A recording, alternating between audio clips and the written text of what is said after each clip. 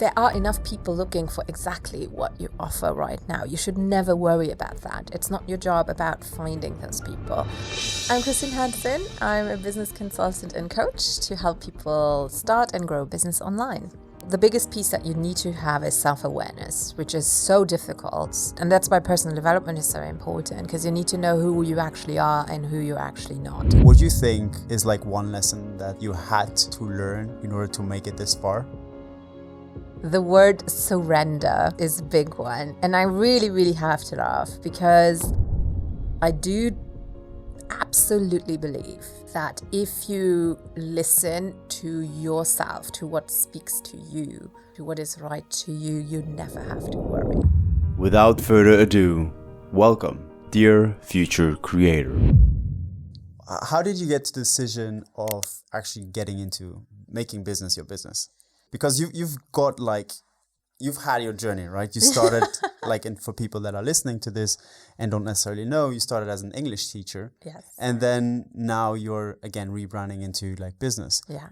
What was the decision of making that rebranding and switch? So I think subconsciously it was probably me needing to prove myself first, Prove yourself first. in terms of having a successful business before I could teach it to others. I was really fortunate because in the very beginning of my journey, when I decided I wanted to become an entrepreneur, I landed on Skillshare. I don't remember why. I think it might have been because I was sewing before and I had a sewing class on there, and I Googled around and I saw a free class by Seth Godin, who I'd never heard of before. But Seth Godin is marketing guru, and I think it was still based on The Purple Cow, which is 10 years ago more that he published this now. But everything he had to say about marketing, I adored. I loved it. And I loved all the courses that I took. I loved the strategy of it. I loved listening to, when I started, it was very much bro marketing, ClickFunnels, lead pages, all of those things. It was very strategic, analytical, and I liked it. I really did. And I enjoyed the whole process. And so I think that's part of why my businesses were successful, because I managed them very well. At the same time, obviously, I had my skill, sleep, my topic that I needed to develop. So I developed the Sleep Like a Boss method. I did the research, coupled something completely new together. And it worked well, but it wasn't making me entirely happen. So what I noticed was that at some point when I saw in my schedule that I had a client session, I'd go and I was like, ooh, that's very similar to what happened when I was a teacher, when I had to go teach. I loved, in the end, as soon as I went through the door and I was in front of the classroom and saw my students, I loved it. But it was always getting up. And that moment before entering the classroom was like, oh. And I felt that coming up and I was like, I don't want to do that again. But I also knew I love this business. It's working very well and it's serving a lot of people. So I don't want to let it go to waste, which is why I decided to create a team. And once I saw that I could franchise it out, the next idea happened, why don't you sell it at some point and focus more on business building, which I love. And as it then happened, I had a year-long mastermind with my friend Kendra Perry for health coaches only. So business coaches for health coaches. So it wasn't official. We pitched it at one conference, sold out, had all our people. And it was, we were supposed to have live events too, but it was the year where the pandemic started. But that year just proved me how much I knew about business. And it was what I needed. It was this self-validation. And also because I had coaches where I was just really disappointed a lot of the time. The online business coaching world is the Wild West. There's just dazzling sales pages and not a lot of result. So I was happy and I knew I could answer every question. I could get results. I just knew it a lot. And that was what I needed. And that was what gave me the decision to restart. And the first year, I didn't do much. I officially stopped working with clients with Sleep Like a Boss, still handled the transition.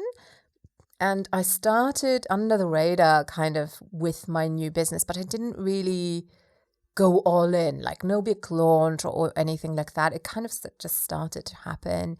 And it's only this year, I wanted to do retreats, so all of those kind of didn't happen. And so I think now it's just what is. I don't focus on it too much. I don't pressurize on it at all. It's just who I am now, and it was a logical consequence to what I love doing. If you think about and look at your journey throughout the different things, and especially now that you are in the business world, well, as a business coach, what do you think is like one lesson that you had to learn in order to make it this far? I have to laugh as I say it. The word surrender, I guess, is a big one. And I really, really have to laugh because as I started this journey, and every entrepreneur will know this, it's a self-awakening journey. You suddenly come across personal development. I never heard of personal development before. I don't think Luxembourg is a very big personal development place. But you do have to do it at some point, and it comes into your life and it changes your life. And I have to laugh because in 2019, I did my Sleep Like a Boss mentorship retreat where I trained my team in Bali. And Nice. It was tough. That month, it was in October, because I had a lot of payments that were open that hadn't come into my bank account yet. And yet I had a lot of bills to pay as well. So there was an overlap that didn't quite happen.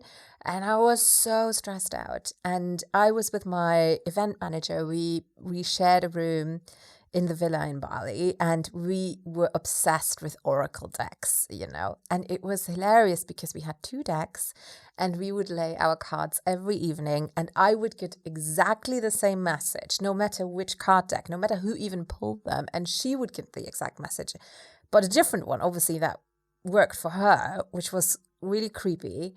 But the biggest message was surrender. And I would be like, I'm surrendering.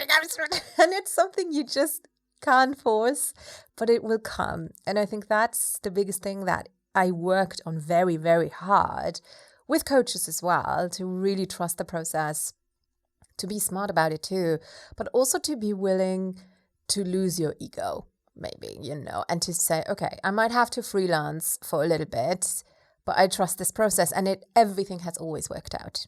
Maybe not in the timeline that I wanted it to. But once you understand that, you are a lot less stressed. Your pace slows down and it picks up when you need it to because you're motivated. That's also part of my human design, which is a different story altogether. But it's figuring out how I work and trusting that process has served me immensely. And I would never have done that before. Before, I would have thought you do need to do everything linearly. You need to have your schedule, and that works for some. For me, it doesn't. And actually realizing that and trusting that has been the biggest change. But also because it exhausted me before, and because I had my hopes shattered a lot of times, or investments gone wrong because I trusted other people's processes, which are totally valid, but not for me. So do you have a process right now? Not really. I guess that is my process. My process is really taking a lot of time off, which is weird, but actually not panicking when I don't have anything on my schedule, in terms of, I always have constant things, but not big projects. And then I always know that's when something sparks. And then I work very quickly. That's my rhythm that I've gotten to know. So in a way, I always have a baseline process where we create, constant content that my team knows. I never stress them out because they know this will come. We batch things. And that way I feed Google and YouTube and everyone. But the projects, instead of planning them out necessarily, I really trust the phases where I don't have a lot on, that I have those ideas, and I just do them. Or I reach out to people, or, I look for collaborations, and I don't overthink it again. And that's what I'm completely trusting, because the last 2 years, all my plans have really gone up in flames due to external circumstances. And I don't want to be in that situation again. So this year is the first one where I really am like a little bee jumping from flower to flower, which is whatever sings to me. So we'll see how it goes. So far, I'm very happy. I like that, because I kind of relate to creativity there. And it's like, you can't force creativity, it just happens. Mm-hmm. And so when it happens, well, you still have a choice. You still have a choice, absolutely. So you still have a choice to act on it or not. And if you find your process through that, and like just wait for it, but surrender, like it sounds It sounds plausible. Now, I'm going to be completely honest with you. I'm not like that. No, that's totally fine. Which is why I work with people who are not like that. Yeah. So my team, especially my assistant, she's very linear. And she'll be like, Christine, you need to do this or you need this and deadline coming up in 2 weeks or something like that. But she knows that she either tells me 2 weeks in advance or she tells me it's tomorrow. And then it's like, okay. Or in an hour. And then she knows that you're going to... Fine. You're going to do it. Yes. So talking a little bit about your book and also like your experiences, one of the things that struck me was the branding. And the first message that you say is the branding is about you. I would love if you could explore on that. Yes. No, I think it really came to me because in general, I think the old school of branding, and for a certain industry that might still work very well. If you have a huge company, for example, it is based on assumptions. You imagine or you assume who your perfect client is, and you tailor your message, your visuals towards what you believe is attractive to them. And in the end, that can go incredibly wrong. It can be incredibly expensive. And what I've found is that if we switch it around and we're actually really egocentric and we go from, actually, I'm just focusing on what I really know for sure, which is what I like and what I don't like. And that way, there is a very big shift of dynamics and of power because you choose. You choose what you want to show. You also choose very clearly in your messaging what you don't work with, deal with, what your values are. It doesn't matter which industry you work in. And you will automatically click with the right people. And I love the image of, and it's based on Anne Lamott's quote of a lighthouse is always fixed. It shines its light, but it never moves. And that's how I see a business. Because we have so many people in this world, so many people with internet access or even offline that, you know, there are enough people looking for exactly what you offer right now. You should never worry about that. It's not your job about finding those people. They are looking consciously or subconsciously. Your job is to show up exactly the way that you like. The way that you are is a different question, but the way that you want to and that you know works for you. And it would click with the right people. And that way you won't have to go through the process of figuring out that actually the people that you thought were your perfect clients are not your perfect clients at all. Because I've gone through that. Pretty much all of my clients have gone through that. They've developed something and after the 6-month mark, they were like, actually, you were right. You know, it's not who I thought it was. And if you shift that around and make it about you and how you love to serve people with character traits rather than a demographic necessarily, that is, for me, authentic, beautiful branding. That's also long-lasting. Will it change? Yes, of course, because you will change. But it won't leave you with regret or with clients that you actually don't like in the end, because I find that happens a lot of the time too. So it also acts as a filter towards the people that you work with. Because they are not attracted by solving their problem, but they are attracted by your character traits that are a match or like are liked by them. Exactly. Because let's be honest, everyone could get everything from at least, 1,000 people or Google. Takes more time, but you can get pretty much everything online. So the question is not necessarily the content that you deliver. It's how you deliver it, who you are, your style of explaining things, how you work best, in terms of what kind of people you work with best. And that's how people choose you. And that's also why I say there's never competition. And the best example is when we look at network marketing, where everyone has exactly the same product, exactly the same marketing material, and yet some people do a lot better than others. And if you look at those, they are, because they're very honest, they're very, they show their facets, they show their diversity. They're also good at strategy, but they would never be successful if they only used strategy and only the marketing materials they were given. They always infuse it with their particular life story. And I think that's what I love doing, and it's a beautiful challenge too. I love that. So you add actually story, like your own personal story towards your business, which makes it less businessy and more personal actually as well. Exactly. It's like, if you get a taco kit or a fajita kit, everyone can get the same and you have the secret spice, that's kind of how I see it. It's going to, if you had blind tasters, they would all go to, ooh, this one, that's because that's your flavor. How do you do that in your own, like, give me a life example of your own business? I think my current business represents it very well. My branding is exactly what I like. I'm a little bit more, if you go to my website, it's a little bit vintagey, it's a little bit luxury. It's like, I really imagined it the way that I would want my digital home to look like, so it has this Great Gatsby kind of vibe-ish, maybe. So it was really important to me to have it represented that way. If I redid it now, it's like 2 years old now, and I change my mind every 3 years or so. So it will probably change soon again. But the aesthetics are very much what I like personally, what I really liked at that time. And I was very clear on that. And then also, anything I produce, I mainly use my voice and video because that's where I'm the most direct, I guess. I don't edit myself. If I have to write, I don't like it. I don't like writing. But if I have to do it, which I do, exactly, the book is based on written word and I had a ghostwriter in all transparency. But if you look at my social media, which I all do by myself, I insist on writing my own social media because I don't want to just create content for content's sake. I really want to say something if I have to say something. It's all written in what people also always tell me. I can hear you speak. And that's my greatest compliment because I'm very direct. And also when people read the book, the biggest feedback we gotten was, I can hear you speak, I can hear you talk. And that is everything that I do. You will immediately know, oh yeah, it's so you. And that's my goal, really. Because people will like it or they won't. And that's totally fine.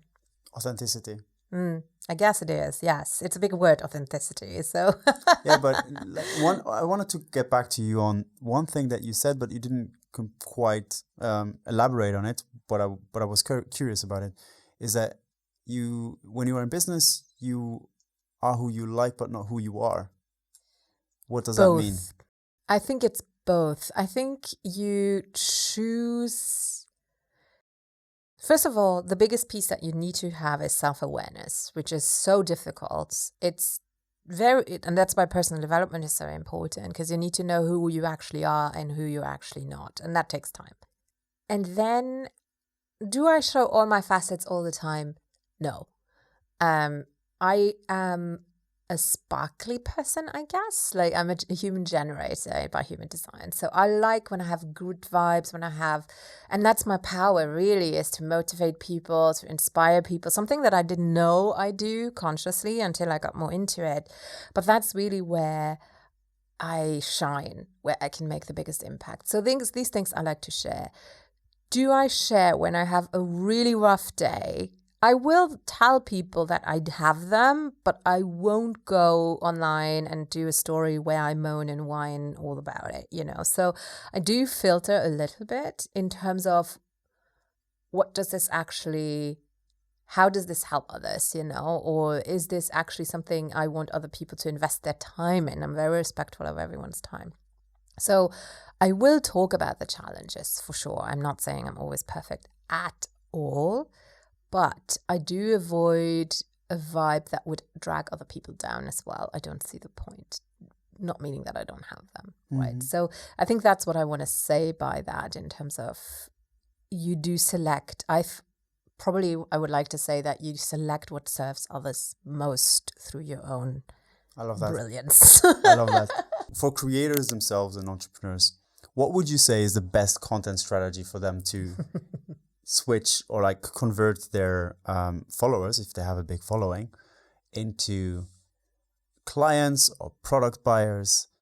It's an easy and a difficult question. If we look at it just simply from the math and strategic, it's video always. And I love video because you can easily take one piece and convert it into a gazillion different things. I also happen to like video. So for me, it's the easiest flow. I create one piece of content and then I have my team take it and they do their magic and I can use it and repurpose it as an audio piece, as a written piece, as social media pieces. So, however, I am very much aware that for some people that is not their zone of genius and it will never be. And there we have the discussion, comfort zone, yes, do stretch it, but to some extent where does it just not make sense? You will never love it. You will never be great at it.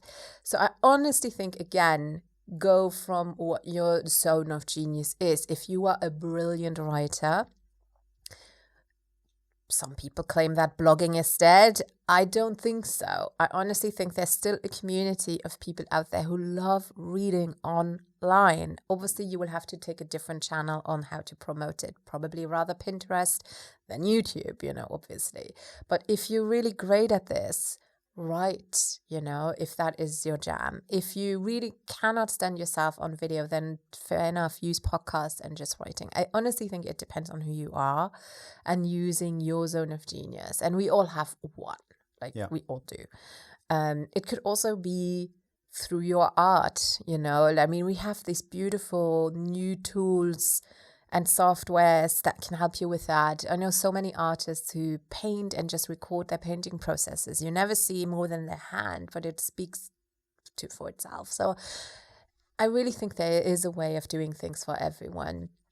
But obviously, when I work with people, I do encourage them to use video. It's just people see you, people hear you. It's a quicker connection. If we talk about conversion, it works very well. When we talk about creatives, let's just say again, creatives. They are content creators online. They have a following, but they are afraid to receive money. I love money. Yes. How do you think about money? How do you see money in your personal life, and how would you teach that or teach a money mindset towards your clients? So I always say that I love money and I want to make lots of money babies. That's basically my philosophy. It didn't used to be that way. For most of my life, I wasn't conscious of money. Let's put it that way. I knew, of course, everyone knows money is important, but I kind of took it for granted. I'm very fortunate enough that I never had a lack of anything. Then I had my steady government job, everything. It just was there. I didn't really think about it. And then obviously as you become an entrepreneur and things are very different from a regular paycheck, you have to work on money mindset, which is something that comes in and you're like, oh, money mindset. It's not very sexy. But once you get into it, it's very interesting. And I think the first person that really made me aware of it is Denise Duffel Thomas, who's like the guru. Her book is called Lazy Bitch, I think.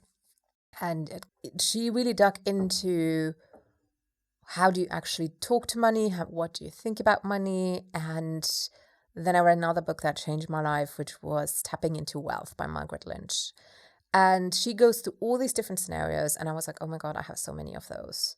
In terms of that, having a lot of money equals being corrupt in a lot of ways. I remember my parents also being like, don't brag, when people were showing off, it's like, oh, no class, nouveau riche, all of those things. And that kind of makes you internally, consciously really struggle with money.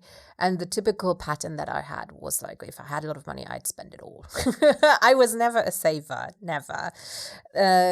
So yeah, the most powerful change that I did and that I also teach my clients is actually become financial literate in terms of how much money do you actually need. Not many people know what they actually need in a year or even in a week. They have no idea what they regularly spend on groceries, for example. They have no idea how much all their insurances cost all year long. They don't know what subscriptions they have until the bill arrives, So that intake was incredibly painful, but incredibly important to really calculate and have a baseline. Because when you have that baseline, you start to understand that this is your life, this is your job. It's not favors, it's not being greedy. It's actually, I need to make this every month just to pay my bills, to pay my taxes, and to also have a life that I enjoy. And it also helps you, and I talk about this a lot when I talk about pricing, to stop comparing. Because I know that everyone goes around and compares with 10 different other people who do the same thing. And they're like, but they charge this much and they charge that much. You don't know. They might never need to work. They might have a huge trust fund. They might live somewhere where rent is like, $500 a month. Not the case here. So you cannot compare until you have your own baseline. So I think that is the sober kind of part that comes in, the non-emotional part. That really helps though. That really sobers up and starts to take yourself seriously. And then we go into all the stories. And interestingly, I actually have a course on the matter. It's called the Money Mindset Journaling Journey. And it combines 7 days of journaling about money. So I give prompts and I show how you can journal in a fun way.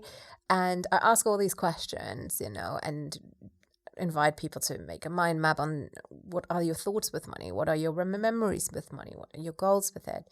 And my clients all have to go through that process because it's really, really important and it's life-changing. I love that. I think it's one of those that we all have, but we don't necessarily know. You don't know what you don't know. Exactly. And that really mixed with a stable job, we actually never think about it. No. We never think about it. I don't think, and people can't relate to it either. And it changes you a lot when you go out of that bubble, out of that mainstream. You think differently, you see things differently, you value things differently. You're also much more critical towards things. Like I'm such a critic when I go around and I look at marketing or I look at service and I look at things, I'm like, I cannot stand it if it's not well done. But I also respect a lot of people a lot more. I value it a lot more, but I also value my own skill a lot more, So instead of shrinking, which I might have done in the beginning where I didn't take myself seriously with what I did, now I really know my skill and I'm not afraid to say, I'm actually really, really good at what I do. And that I would never have done before, and that I think is a great life to live. Let me just get back on that. You value your skill more. How come? I think is it because you put a price tag on it? Yeah, and because I know the worth of it, how much I can deliver. And I love to remind people in terms of how much time can you collect from someone. That's, I think, the best formula to not boost your ego, but to boost your self-confidence. If you had someone, it's what we touched on before, everyone can go to Google and learn everything. The investment is time. Yeah. If someone asks you, your brain filters the information in nanoseconds and spits out the answer immediately. That time collapse is what we monetize, it's what you put your value on. And I feel the more experience you have, the more people ask you a question and you just answer and they look at you, oh, gather those, challenge those, put them in your little treasure box. And I do screenshots all the time of love notes where it's just like, I love this. Oh my God, that was so eye-opening. Because I forget, I take it for granted. And that's what creators do. They take it for granted and it's not normal. And I love coaching people that way and just showing them this is not normal. You knowing how to do this, not normal. You knowing how to teach this, not normal. That is, in a society where we grew up and only having doctors and lawyers and bankers and teachers being, the equivalent of successful, it takes a lot of rewiring. I love that. And one of the things that came into my mind as you're speaking is, which is one of the things that is actually encouraged nowadays lately quite a lot, which is share part of a journey, because you never know if that part is something usual or not. Yes. Because people don't know. And obviously on one side you are creating a community, because we are creating a community because people will understand how you work and they will be invested in you. But on the other side, it's also the fact of showing your skill and showing building in public, basically. What is then the difference with you know the question, right? No, but I'm a little bit afraid of what it will be. Come on, it's cultivating an abundance mindset. Oh, cultivating an abundance mindset. Again, we go to surrender is a huge one. not worrying, just trusting. Obviously, not just manifesting, like you have to actually do something. But I think abundance is a word. I don't like the word abundance for some reason. I think it's because it's been overused and just in really weird ways. And it's not always true either, I feel. Like I really want to make it very clear that you cannot just trust on everything coming to you just because the word is abundant. That's not how it works. And I feel a lot of people sell it a little bit that way. But I do absolutely believe that if you listen to yourself, to what speaks to you, to what is right to you, you never have to worry. You obviously need to then choose to take action on it. You need to be courageous and then trust the process, and it will absolutely work out. But you have to play with it. Like you have to be active as well. You cannot just do your affirmations and trust that the universe is going to send you the lottery ticket. That's not how it works. So I do find it's important to marry the two. Without action, there is no. Yes. We cannot just live in our thoughts. No. So if you think about creatives, if we think about like your entrepreneurial journey, what is like one of the biggest misconceptions that you had about that you had to like get out of the way from your own journey? So you had this initial thought, you had to change that, you had to accept it, surrender it, and now you live with that. I think patience is not my virtue. And I was convinced that if I invested and if I did, I could shorten the process. You know, when people tell you it will take a couple of years, I was like, no way. You know, I have resources, I'm smart enough, I can do this, I have fun doing that. And no, it's not how it works. And I even tell people now when I work with them, I won't promise you a 90-day result or anything like that, because we're working with physics, quantum physics. Success is always momentum. Momentum, however you spin it, is increments, and they start small. And of course you can, quicken this momentum process by hiring people to help you, by avoiding mistakes, by having mentors, etc. But in the end, the momentum still needs to build. So as that's like a word that they always say, unpopular opinion, or, as unpopular this might be, there is no way around it. And I had to learn it the hard way too. And even for this new business, it's not a new business. I mean, it's been in the works, it's been in development for years, but even I had to remember, I cannot push this, there's literally nothing I can do. Yes, I could be on even more podcasts. Maybe I could write more articles, but I don't want to, so just really trusting again and saying, okay, it's working in its pace, the momentum is coming, the book is out, and I've just realized I've been on 8 podcasts that have come out this year. Looking at that this year has had 4 months so far. That's not too shabby. I'm like, okay, it's all happening. And I think that's something that you forget when you don't see instant gratification results, So, but take those little increments. They are growing. They are building that momentum that is going to come. That, however, the only thing that allows you for those to come are one thing that we all don't like, which is consistency. Consistency for sure. Absolutely. You have to. There's always action involved. And again, unpopular opinion, but financial resources. You need to be able to sustain yourself financially before you can really calculate on your own income. And I think that's what a lot of people do. They absolutely, and I saw that in that course that I told you before in that Facebook group, those people were like, I invested and I need to make my return on investment in the next 30 days. The sales page said within 90 days, I will make 10, 20,000, 100,000, 200,000. It's just like, this is not how it works, like, yes, what is being taught here is absolutely valid, but, you either need a huge audience in order to get those results, or it's just not possible, it will take time. And I think that's where I'm always wary when I have people who I need to make this work in XYZ months.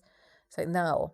I cannot promise that. I don't want to. It's not honest if I do, because I've seen it firsthand. It doesn't work that way unless you already have a big following. Or even an audience from somewhere else, and you can take that with you.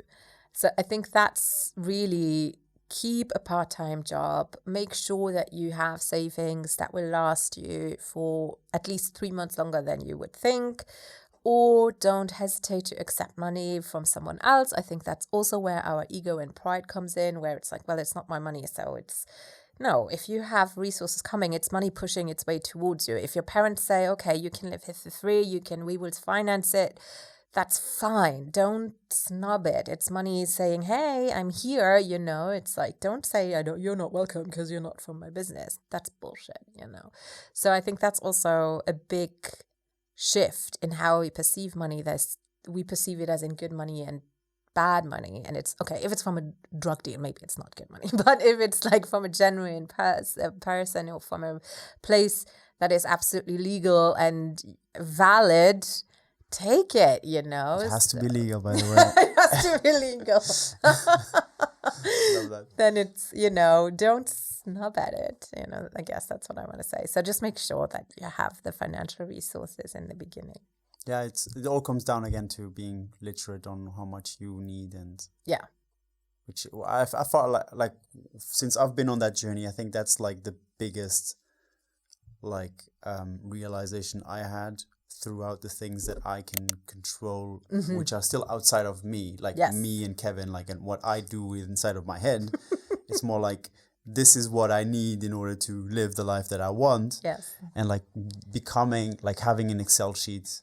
This is how I do it, or whatever, on Notion, of how much you have. I think that is much more eye-awakening. Yes. Eye-awakening?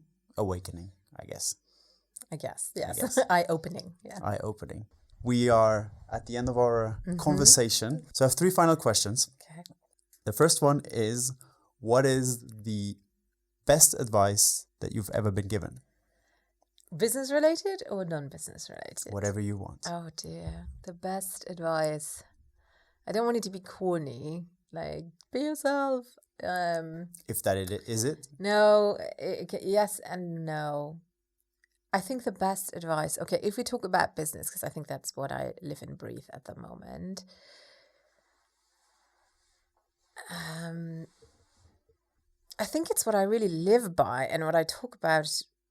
What we did in the branding part is to really understand, or to own the fact that your only job is to shine your light, is to show up and to shine your light.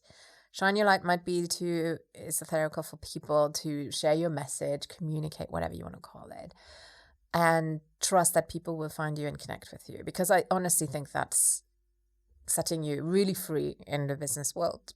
It shifts the dynamic of people who get to engage with you, and it gives you the higher ground, which is so important as a business owner, especially as a coach. So yes, I think you're not a lighthouse hobbling towards the sea. Be the lighthouse. That, I think, is what I love to live by right now. Love that. What's the worst advice that you've ever been given? Oh God, I had so many. Oh God. The first one that pops into your mind is invest everything into Facebook ads. Damn. Okay. Fair enough. I think that's fair enough. And the last one is for our special audience, for our creatives. What is the advice that you would like to leave them with? The piece of advice that you would like to leave them with? Don't judge yourself when you're tired, and don't consider rest as being lazy. That would be my piece of advice. Rest is just the calm before your storm when you need it. I love that. I absolutely love that.